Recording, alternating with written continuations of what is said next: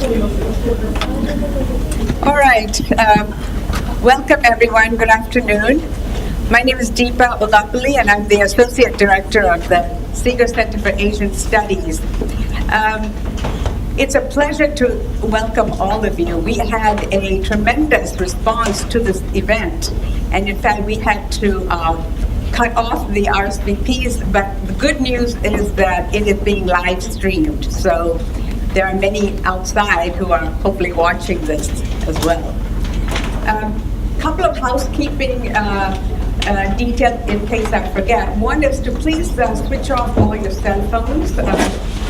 And also, we have having simultaneous translation that will be going on. So I ask for your patience. And just one thing to note is that Channel 1 is translating into English. Channel 2 is for translations into Japanese. All right? So again, thank you very much for coming out in such a big force, and a small thanks to Mother Nature for cooperating in the morning with us as well. I'm deeply honored to welcome a very special group of high-powered individuals from Japan. Of course, Japan is America's most important ally in Asia. So any political development in Japan has a much outsized role in the United States and in the region. And one of the major developments in the last year, in the last few months, has been the emergence and the rapid rise of a new political party on the scene, and that is the Constitutional Democratic Party. And today, we have none other than the founder and leader of the Constitutional Democratic Party on his maiden visit, I should say, as the leader to Washington, along with a senior delegation from his party members and officials to educate us and to tell us about the party and their platform and their outlook for not just Japanese developments, but also U.S.-Japan relations and relations in the region, and given the turbulence that's going on here and in Asia, I should say. So I think I also want to thank Mr. Yukio Edano, the leader of the party, for choosing GW and the Elliott School and Seeger Center for making his introduction of this party here. So thank you very much, and I'm deeply honored to be able to welcome you again on behalf of the Seeger Center. And to introduce Mr. Edano and his delegation, we have my colleague, Professor Mike Mochizuki, who needs no introduction in this crowd, but he is a senior professor here of political science and international affairs and a globally known authority on Japan and foreign policy. So with that, I invite Mike to do the honors. Thank you.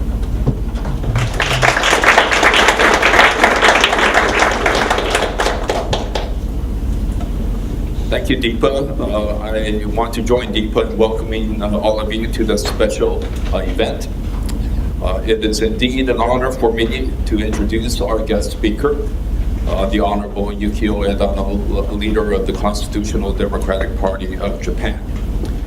Trained as an attorney, Mr. Edano was first elected to Japan's House of Representatives in July 1993 when he ran as a candidate from the Japan New Party. In 1996, he participated in the formation of the Democratic Party of Japan, and he played an important role in the path of power of the Democratic Party. Mr. Edano served in the cabinets of all three Democratic Party prime ministers, Hatoyama, Kan, and Noda. During the 2011 Fukushima nuclear power plant disaster, Mr. Edano held the important position of Chief Cabinet Secretary in Prime Minister Kan's government. During this terrible time, he was the daily face of the Japanese government as they worked hard to deal with this crisis. In the Noda cabinet, he served as Minister of Economics, Trade, and Industry until the Democratic Party was defeated in the December 2012 election. Last fall, when Prime Minister Abe and his conservative Liberal Democratic Party looked vulnerable because of a number of scandals, Seiji Maehara, the newly elected leader of the Democratic Party, tried to join forces with Tokyo Governor Yukio Koike and our newly formed Party of Hope. This political gamble backfired. Governor Koike declared that she would exclude those Democratic Party politicians who did not share her support for constitutional revision and the 2015 security legislation enacted under the Abe government. Appalled by Governor Koike's exclusionary tactics, Mr. Edano stood up and formed the Constitutional Democratic Party in October 2017. Although Prime Minister Abe's Liberal Democratic Party won the October general election, Mr. Edano and his Constitutional Democratic Party defied predictions and outpolled the Party of Hope to become the largest opposition party in Japan. It is perhaps fair to say that Mr. Edano is now the most visible and most influential leader of the opposition camp. This occasion is Mr. Edano's first visit to Washington, D.C. since becoming leader of the Constitutional Democratic Party. He is here to explain his party's political principles and his party's perspectives on Japanese foreign policy and U.S.-Japan relations, and to exchange views with U.S. members of Congress and Washington's foreign policy community. Please join me in welcoming the Honorable Yukio Edano.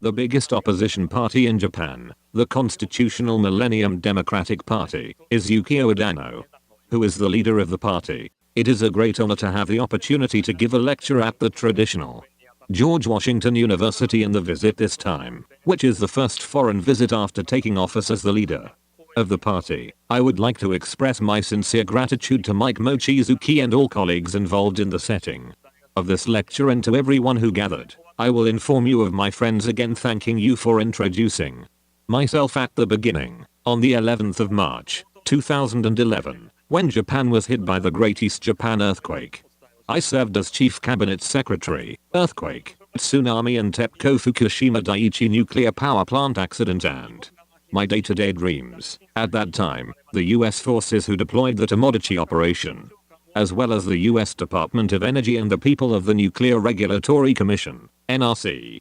We received great and warm support from many of you at that time. It is no doubt that one of the Japanese who was strongly reaffirming the ties between the Japan and US alliance and most appreciated the US people. Once again, I would like to thank all Americans. At that time, a hashtag called Dido Sleeping became a topic on SNS against me, who was striving to disseminate information, directing the government with almost no sleep for many days, facing nuclear power plant accidents, etc. It was a year ago from 7 years since I was thinking whether to launch a new party. I was urged to make a decision under the hashtag SNS on SNS this time. It is the Constitutional Millennium Democratic Party that formed the backing with the voice of such people. Although it is only a year in the party, about 80 people and members of the National Assembly are currently enrolled and become the largest opposition. Although it is still a small party to call it the two major political parties, I will make the most of the experience of the ruling party of the party. I am determined to fulfill the change of power in this party not far. The Constitutional Millennium Democratic Party is in a position that a sound US and Japan alliance is the basis of Japanese diplomacy. After the end of World War II, cooperation between Japan and the United States for more than 70 years has become an indispensable premise for Japan's peace and prosperity and for the stability of East Asia and the Pacific region, and I recognize that its importance is increasing more and more. The Constitutional Millennium Democratic Party cherishes the friendship and trust between the United States and Japan, which has been accumulated for over 70 years, and as a most important bilateral relationship for Japan. It is determined to aim for further healthy development of Japan and US relations we promise to everyone.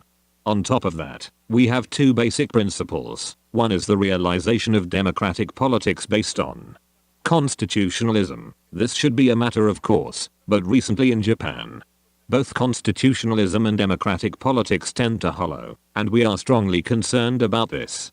We place emphasis on the human rights protection function under the Constitution. Moreover, democratic politics is not simply a majority vote, but I think that it is to attempt to form a broad consensus while carefully considering a few opinions and positions. Our basic stance is to prevent the division of society by thoroughly implementing such basic modern society. The second philosophy is to realize a society that recognizes diversity, snuggles when you are in trouble, and supports each other. As globalization progressed, economic international competition became fierce, so the so-called neoliberal trend increased in many developed countries. Not only in Japan, it has expanded and fixed economic disparity, and it has brought about the division of society. Also, with people focused on economically harsh conditions, the tolerance to others will be significantly reduced, criticizing or rejecting minorities without any indication, such as hate speech, LGBT discrimination, discrimination for people with disabilities, and etc.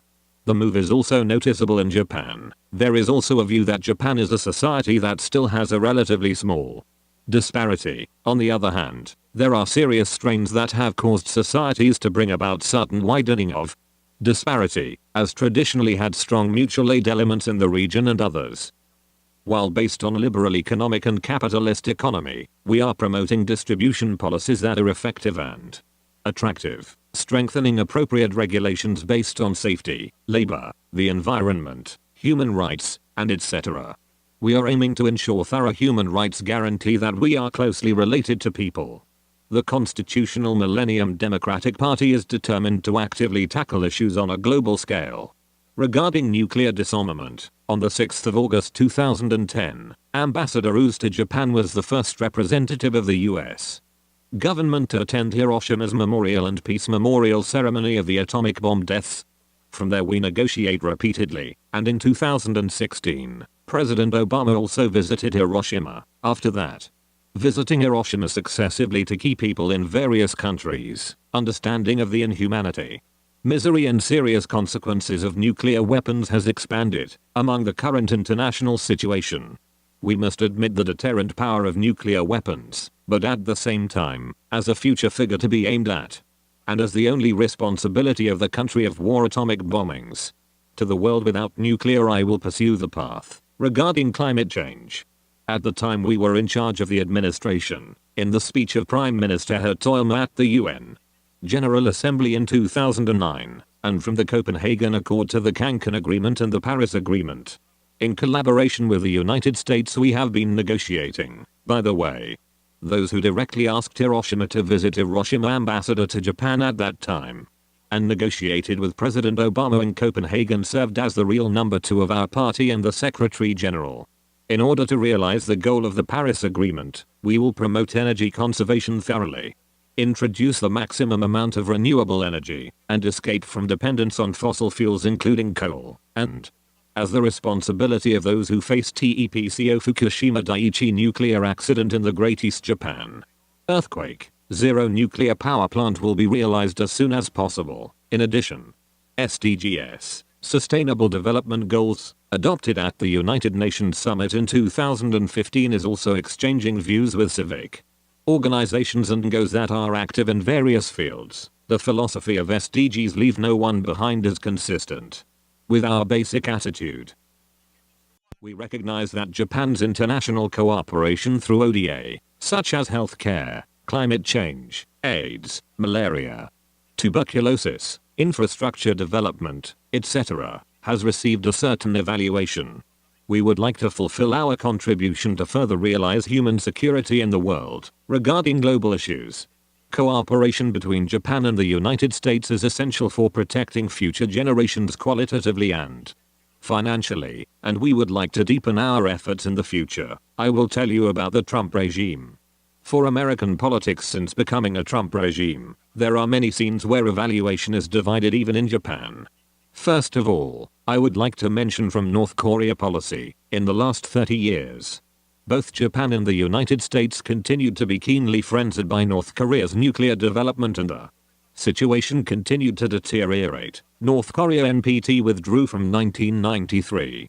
The US and North Korea Framework Agreement in 1994 and its settlement, withdrawal from NPT again in 2003. After that, ICBM launch experiments which frequently occurred and repeated frequent nuclear tests kept the tension extremely high. The idea that the Trump regime imposing full-scale economic sanctions and not military sanctions is a big change for the United States, which has adopted the strategic patience policy under these circumstances. Meanwhile, the emergence of Bunjang regime also overlapped the Inter-Korean Summit after the Pyeongchang Olympics this year, and the US-North Korea summit meeting were held and was welcomed with surprises and expectations in Japan. North Korea promises denuclearization with two political declarations: Panmunjom Declaration and Joint Statement of the US and North Korea. However, like the guidance, the process of denuclearization and what the final form is like are still not clear. What is unity with CVID? Complete and verifiable, irreversible, nuclear, dismantling. I am closely watching whether there is further concrete progress. In the midst of that, along with the birth of Moon Jae-in's administration, just since the Pyeongchang Olympics held this year, the Inter-Korean Summit as well as US-North Korea Summit were held, which were viewed in Japan with amazement and expectations. Through the two political declarations, North Korea has promised to provide denuclearization. However, the denuclearization process as well as the final goal themselves have yet to become clarified. We are paying close attention to this matter to see what exactly the CVID, in other words, complete, verifiable, irreversible denuclearization should look like, and whether there will be any progress in the future. Personally, I can't possibly be optimistic. I cannot be optimistic that denuclearization and peace treaty will be brought in a smooth fashion, as we have been betrayed by North Korea numerous times in the past. However, I do respect the Trump administration and the Moon administration for arriving at an agreement on a common goal of achieving a nuclear-free Korean peninsula through complete denuclearization, which marks a historic step forward and also provides a basis for building a relationship of trust. Depending on how one defines denuclearization, the process could take anywhere from 2 to 10 years. I strongly support Secretary of State Pompeo's statement that complete denuclearization is a broad definition from weapon systems to fissile material to the production facilities, enrichment facilities across the range of weapons and missiles. There's no doubt that in parallel with these processes, North Korea strongly desires security guarantees in the form of a peace agreement with the United States. Relaxation and removal of sanctions will be required, and one can imagine that there might be demands for economic support and cooperation. Japan has an important part to play here in cooperating with the United States and South Korea on peace building to provide security guarantees on the Korean Peninsula. If the process of peace building can relax tensions on the Korean Peninsula, a review of the role of U.S. forces in Korea and Japan will be unavoidable. CVID and the status of U.S. forces in South Korea should be given careful consideration and should proceed in parallel through collaboration between Japan, the U.S., and South Korea. Because if security guarantees get too far ahead of the process, it could destabilize the region by upending the national security balance. On the other hand, North Korea probably will not respond positively to one-sided demands for denuclearization. Therefore, both sides should be prepared for difficult and protracted negotiations. Throughout this negotiation process, Japan will seize on every opportunity to demand a resolution to the abduction issue. I ask that all Americans understand the abductees' plight and to continue to provide cooperation. Depending on how the process plays out, I believe that Japan should establish a contact office in Pyongyang, whose purpose would be to establish the facts of the abduction and provide forward momentum. Japan, the US, and South Korea should collaborate closely to keep an eye on the progress on CVID and the abduction issue, and to encourage North Korea to work toward a resolution. The free and open Indo-Pacific regional strategy advocated by the Trump administration shares a foundation with the rebalancing policy of the Obama era. I have no doubt that Japan can work closely with the Trump administration to face up to China while working to establish regional stability under the aegis of freedom, the rule of law, and the market economy. On the other hand, there are areas of uncertainty about the Trump administration. The president has been fulfilling his pledges to pull out of the Paris Agreement and the UN Commission on Human Rights and to tear up the Iran nuclear deal, which is at odds with the direction in which our countries were working when my party was in power in Tokyo. This is shaking the values that undergirded the framework of the liberal post-war international order, which was achieved by and centered on America, and included such values as freedom, human rights, and democracy. We have strong reservations about these developments. The Constitutional Democratic Party believes that we should place importance on formulating foreign policy on the basis of international cooperation. I've come to understand that the United States is a country of ideas, and I'm keenly interested in how discussions will proceed going forward. Recently, trade friction between the United States and China has intensified.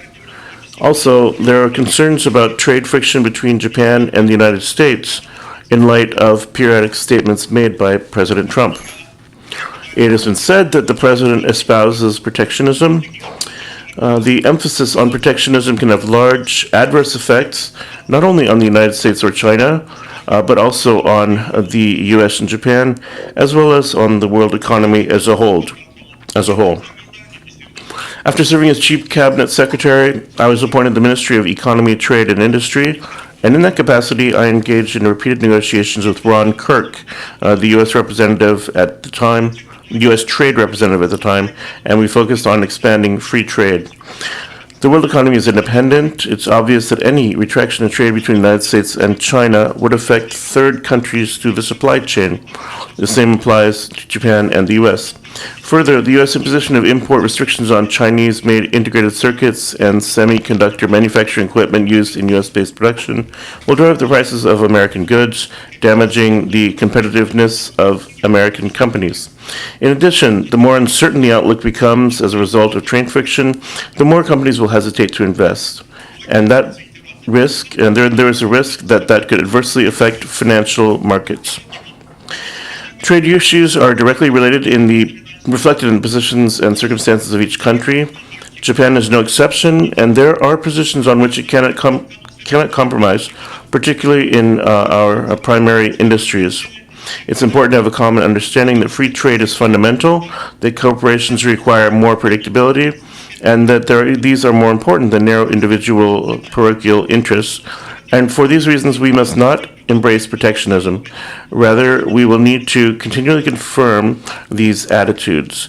And it's important to seek a path through continuous and tenacious negotiation in order to provide a win-win relationship between the global economy and each country's national interests.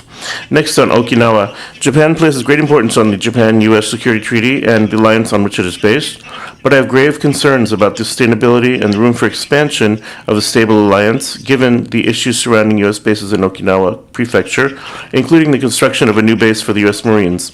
While Okinawa only accounts for 0.6% of Japan's overall land area, it is host to 74% of all land area devoted to U.S. bases in Japan. Unfortunately, the U.S. military-caused incidents that have led to casualties among the Okinawan people. Also, Okinawa was the site of the only ground battles that took place in Japan during World War II, and over 310,000 people perished as a result, most of whom were civilians. Thereafter, it was placed under the rule of the United States for 27 years. Okinawa is being forced to pay an excessive price and bear an undue burden in the interests of Japan's overall national interests. Against this backdrop, plans are proceeding to build a new Marine Corps base on the coast of Henoko to replace the current U.S. Marine Corps Air Station Futenma, which poses an extreme danger to the dense urban area that encircles it. Removing the risk posed by the current Futenma base is of urgent importance, but many Okinawans are expressing their opposition to the construction of a new U.S. military base in Okinawa for the first time since it was reverted to Japanese sovereignty. More than 20 years have passed since the Special Action Committee on Okinawa Agreement that included construction of a base at Henoko, but full-scale construction has not yet begun. The people of Okinawa's opposition and pushback are only getting stronger. Barreling ahead with construction of the Henoko base will not lead to acceptance on the ground in Okinawa, and it will also create a major impediment to further development of a stable U.S.-Japan relationship. It's our intention to accomplish a return of Futenma base to Japanese sovereignty without construction of the facility at Henoko, but in a way that does not adversely affect our relations or U.S. security strategy. I hope to be able to work with the U.S. in order to find a way to accomplish these three objectives at the same time.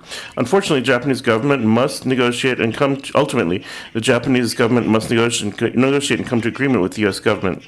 Accomplishing that will require honest and detailed analysis and exchange of views on the U.S.'s security strategy in the Far East, including the role of the Marines and their operations, as well as of circumstances in Japan, including foremost the sentiment of the Japanese and Okinawan peoples.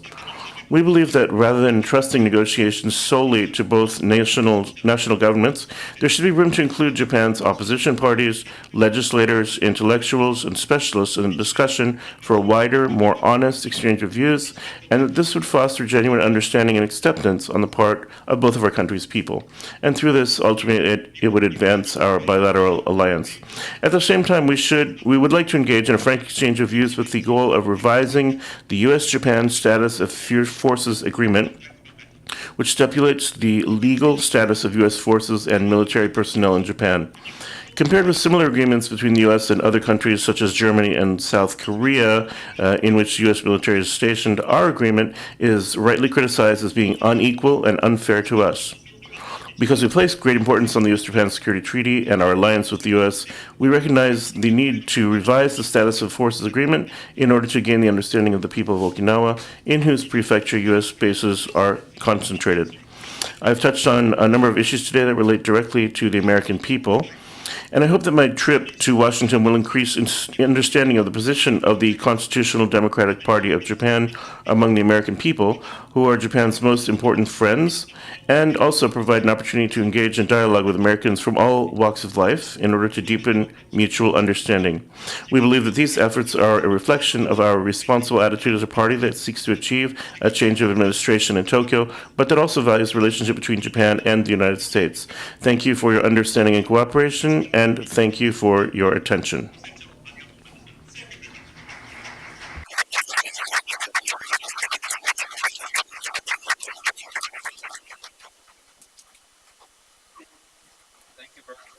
Thank you very much, Mr. Edano.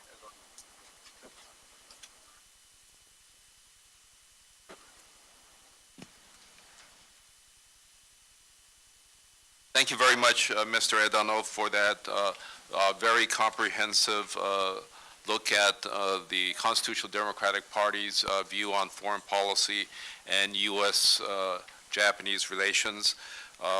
We very much appreciated your detailed reflections on the North Korea issue, on the Trump administration, especially regarding trade and the Okinawa question.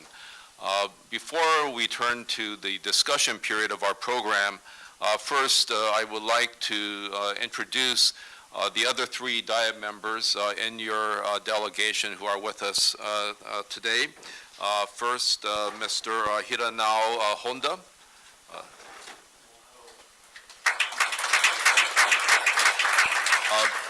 Diet member Akiko Okamoto. And Diet member Yoichiro Aoyagi. welcome to all of you as well. I wanted to start off the discussion by asking you about China. As you may have heard during this trip, there are a number of former policy officials in past governments and American policy analysts who are increasingly worried about China. Some of them have referred to China as a revisionist power. They've argued that the rise of China threatens the U.S.-led liberal international order, and the U.S. engagement policy towards China has basically failed. So in your view, does China's rise pose a threat not only to Japanese security, but the peace and prosperity of the Asia-Pacific region? And what kind of policy do you think Japan should pursue regarding China?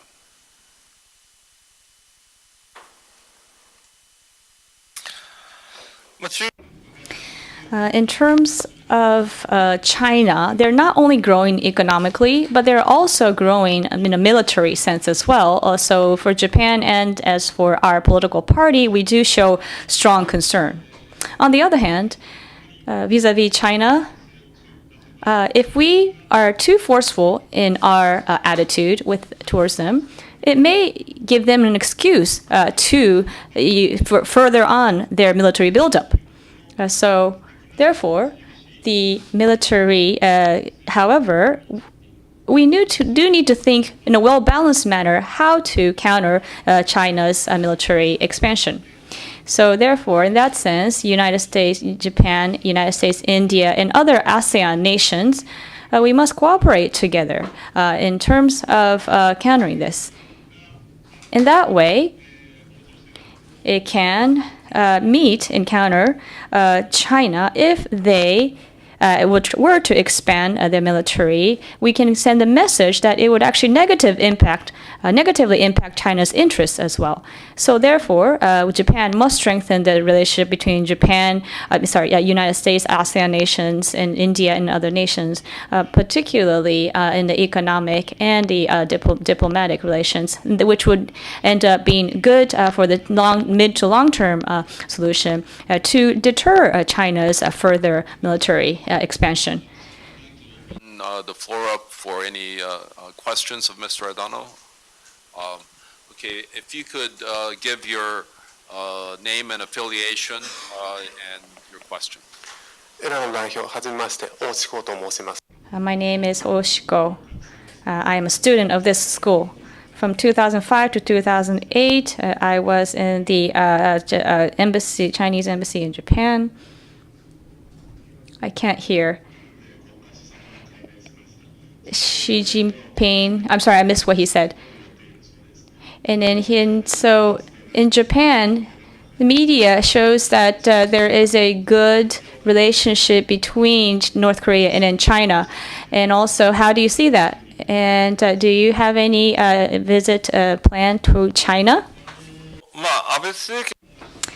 Yeah, since Abe administration started for a few years, the U.S., China, and Japan relations were quite bad, but I think that was an anomaly. You see, that currently, because of the geographical positions of China and Japan, I think we have to maintain at least this kind of relationship with China. So I don't think this is particularly a good relationship, but as was mentioned earlier, China is expanding economically as well as military. So given that aspects, Japan must maintain a good relationship with China, but also we must have to deter China so that they would not take a unilateral military buildup. And we must cooperate with the United States to do so. And I would like to visit China in the near future, and we have already started to look into this matter.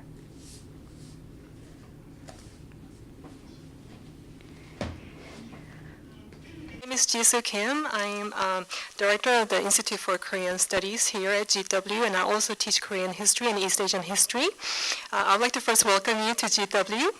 I have two questions, and one is I was very moved and delighted to hear about your issue of you're touching on the issue of diversity and minority groups in Japan, and you emphasized to support these groups. And I was wondering whether in this minority group that you explained, whether it includes like non-Japanese people such as Zainichi Korean or other migrant workers in Japan. And also, actually, yesterday we had a North Korean human rights book talk, and there was this issue of North Korean defectors as well. And we learned that there's a very small group of North Korean defectors living in Japan right now as well. So I was wondering whether you, when you say diversity or minority groups in Japan, you include these people as well. And my second question is whether, well, this is very old and a very controversial issue, but how would you, as one of the leading politicians in Japan, I would like to hear your opinion on how you would resolve historical disputes between South Korea moving forward. So in order to enhance bilateral relationship between Japan and South Korea, what would be your take on resolving these historical disputes? That seems to be never ending.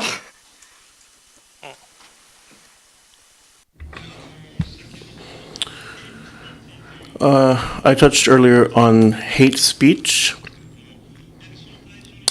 and people who are the subject of that tend to be, for instance, ethnic Koreans living in Japan and other people as well. So, of course, the ethnic Koreans living in Japan, as well as ethnic Chinese people and Asians living in Japan, we need to work toward eliminating discrimination against them.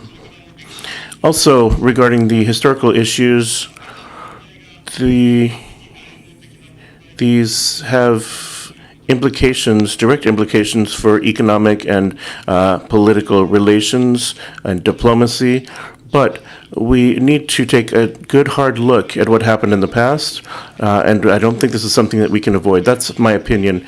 During the Second World War, the Korean Peninsula and people in China were the subject of a nuisance by the Japanese, and we can't look away from that. And in order to deal with that, we need to look at legal and foreign policy aspects we can use in order to overcome those. Professor Kim's first question, and this relates to the question of diversity. As we all know, Japan faces a major demographic trend of a shrinking population.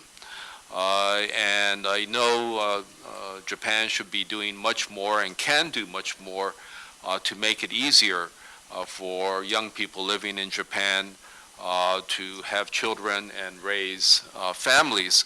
But many experts say that even if those measures are adopted, there is no way that Japan is able to reverse the demographic trend. And we talk about this in my classes on Japanese politics, and almost all of my students say, well, what Japan should do is to relax its policies on immigration. So I was wondering if the Constitutional Democratic Party has a policy for encouraging more foreigners to come to Japan, not only as workers to address the labor shortage, but also as potential people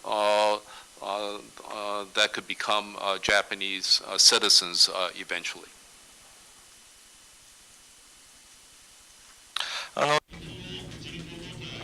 As far as the demographic issues we have, looked at from an economic standpoint, it's very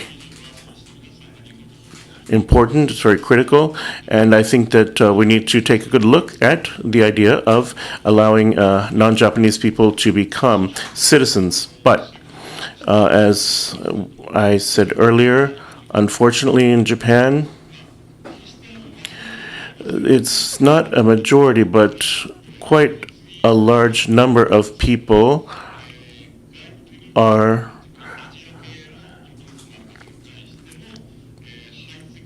not welcoming of people from other Asian countries and the idea of them moving to Japan. I do think they're a minority, but there is concern about that.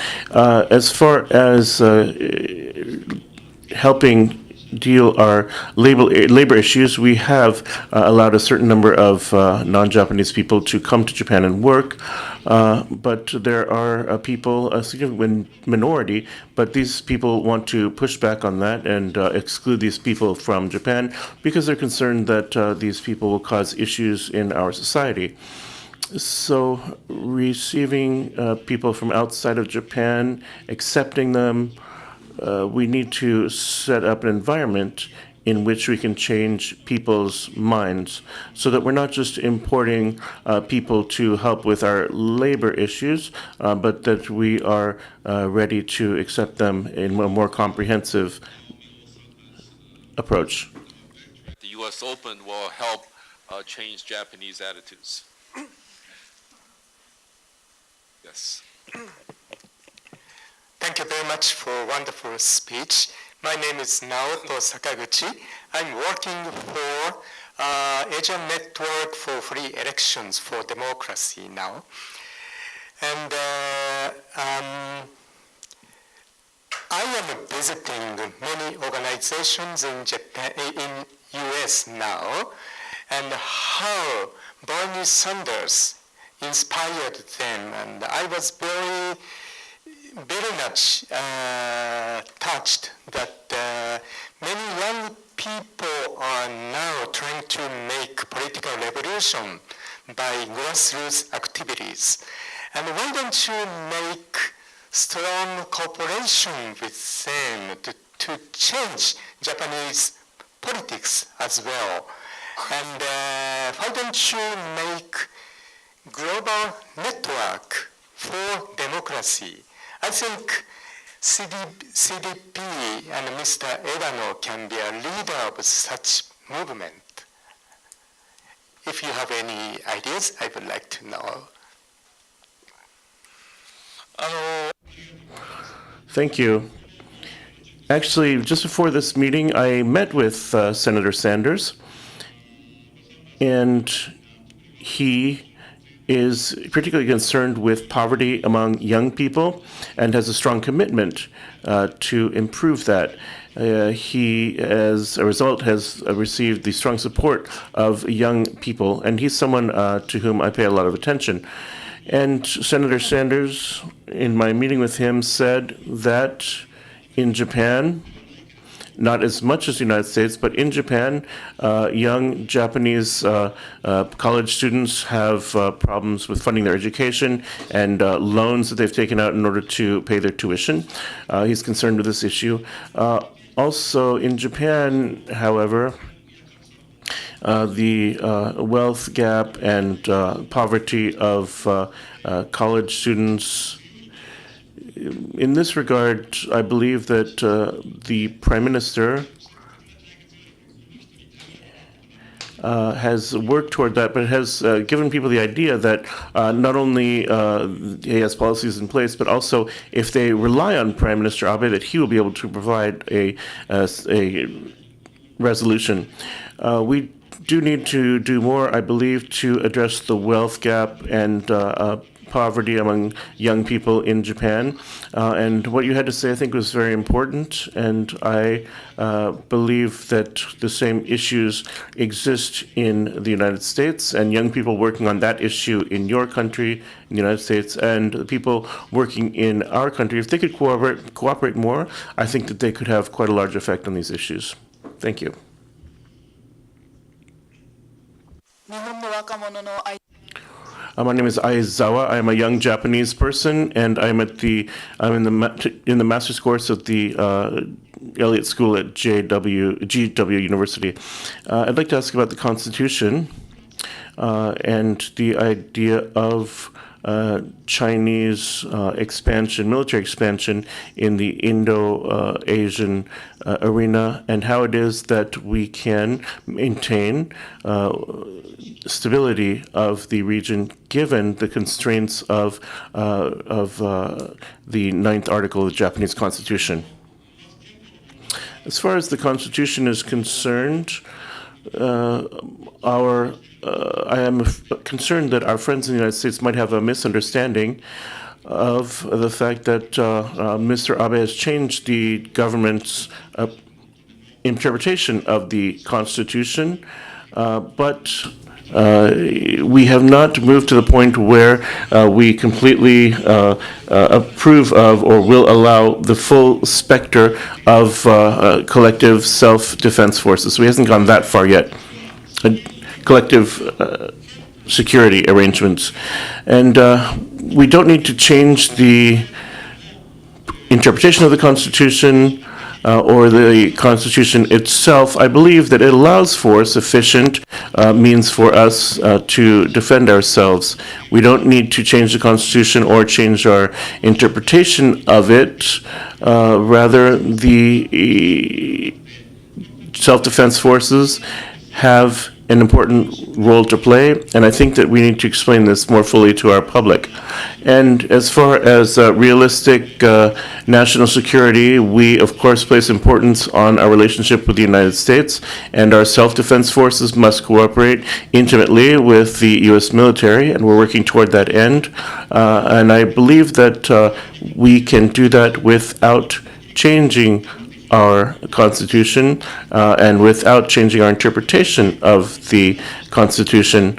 Our understanding is that collective self-defense force action cannot be implemented by by Japan, but that we can work with our allies, and we think that we are critical, rather, of Prime Minister Abe's rash attempts to change the Constitution. Ask about the 2015 package of security bills enacted during the Abe government.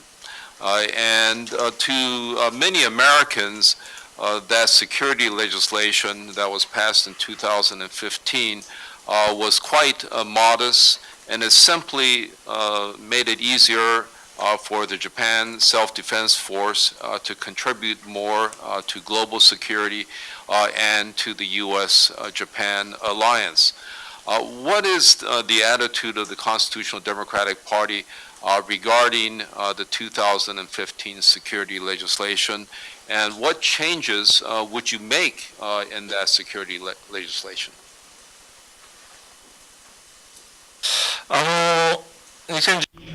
In terms of the 2015 security legislation, what was set forth in terms of what the self-defense force can do for the first time, there really is a technical issue from the Constitution, how to read Constitution, but I think we don't have to change the interpretation of how a self-defense force can function.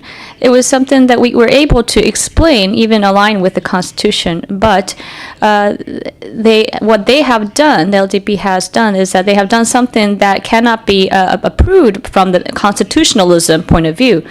What the self-defense force must play as a role, we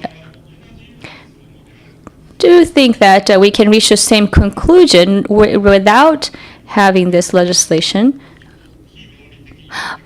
However, to have at the same time, not just this legislation, but also at the same time, they have twisted or their interpretation of the Constitution to allow collective self-defense force. That is what we are critical of.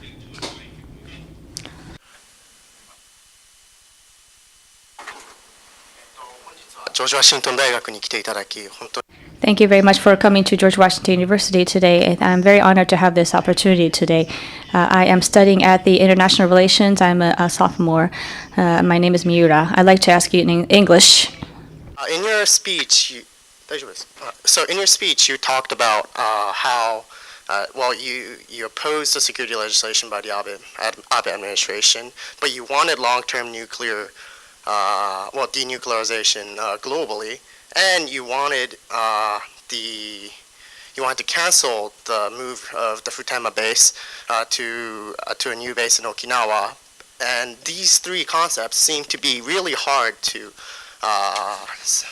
reconcile on its own. And for instance, the LDP, Jiminto, has long held a policy that they wanted to, in the future, repeal Article 9 and reform it in a way that it allows for Japan to have a fully fledged military.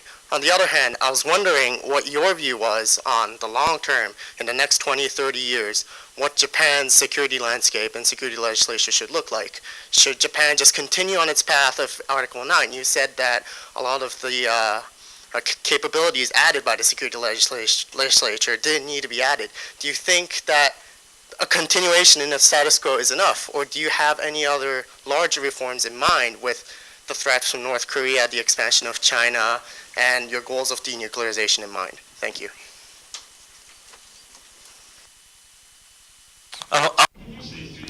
I don't think I have mentioned that we don't need the security legislation.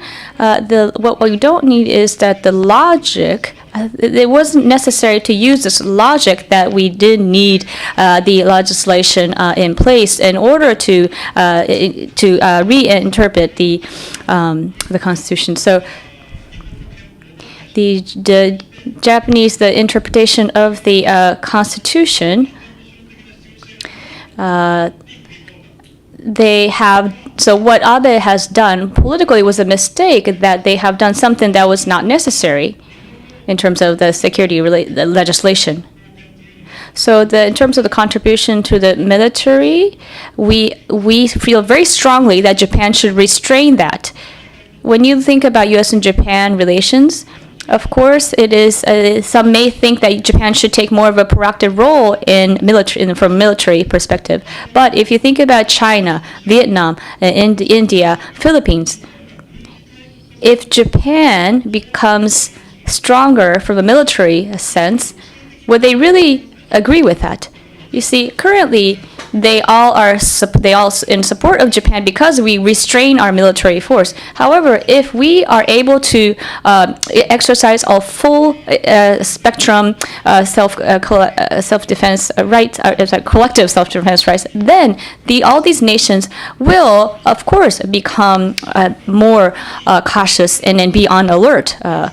And then I think this also goes against America's national interest as well, because in order to have strong influence in the Eastern Asian relations, U.S. and Japan must cooperate together. And for Japan, China, Southeast Asian nations to have a good friendly relationship, these are something that must go hand in hand.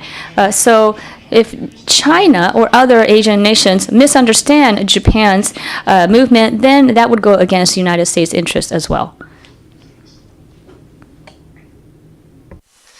Thank you very much, Mr. Edano, for your speech today. I want to return to domestic politics, if I might. One of the signature achievements of the DPJ governments in which you served was to push forward a package of reforms related to disability rights to improve the lives of people with disabilities in Japan. Some of those laws were eventually passed by the LDP government when Abe came back into power. For example, the Disability Discrimination Reduction Act, the Shougaisha Sabetsu Kaishou Ho, is due to be reviewed next year. Can you speak a little bit about what you see as the biggest weaknesses of that law that went into effect in 2016, and what your party's goals are as the scheduled review of that law is due next year? Thank you.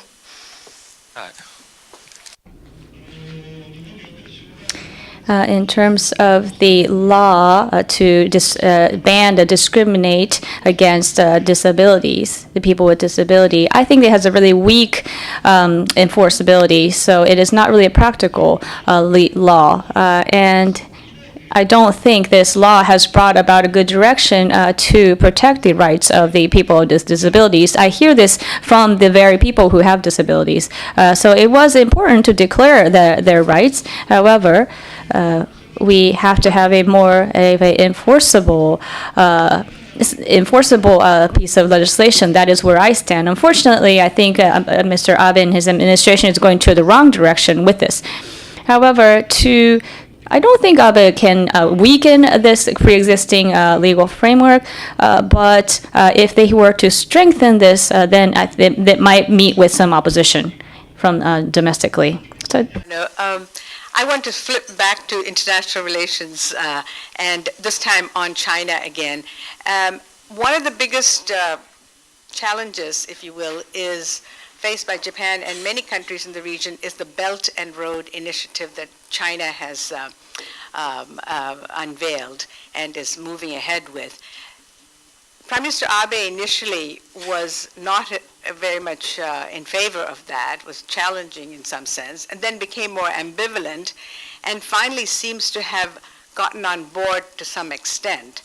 So because Japan has both opportunities and challenges from the Belt and Road Initiative, and how to balance the economic benefits, but at the same time the security challenges that are likely to follow, how does your party view this initiative, and where Japan's interests lie in the Belt and Road? Thank you. in terms of One Belt, One Road initiative, in the beginning, that was proposed by a very powerful country, China. So, of course, Japan or United States, we cannot afford to ignore it. However, in the beginning, I believe the approach was taken to ignore, or at least Abe was pretty clear that he wanted to ignore it, and I think that was too excessive. However, to have One Belt, One Road initiative to have economic cooperation in the East Asia nation, I think that is a little too lopsided of an idea. I think that Japan should commit to some extent, but at the same time, Japan, United States, and India and ASEAN nations should, in parallel with One Belt, One Road initiative, we should have a double track as far as having a different type of initiative to have a cooperative regime. So we started by ignoring this initiative was too much. However, on the other hand, if we shouldn't just commit to the One Belt, One Road, but also we should have another option. And this is something we must have. A lot of other questions that you want to ask, but I am going to have to end this discussion because Mr. Edano and the CDP delegation has another meeting to go to on Capitol Hill, and as you know, the traffic in Washington can be bad, so we want to make sure that they arrive on time. So before I thank our speaker, I just want to say that I'd like for all of you to stay put and allow the delegation to leave and get access to the elevator so that they can get to their next appointment. Thank you very much, Mr. Edano, for a very stimulating discussion and for answering our many questions so thoroughly. As you said, communication is very important, and so I hope when you have another occasion to come to Washington that you will come and speak to us, and please encourage your colleagues to come again. Thank you very much. Thank you. Thank you very much.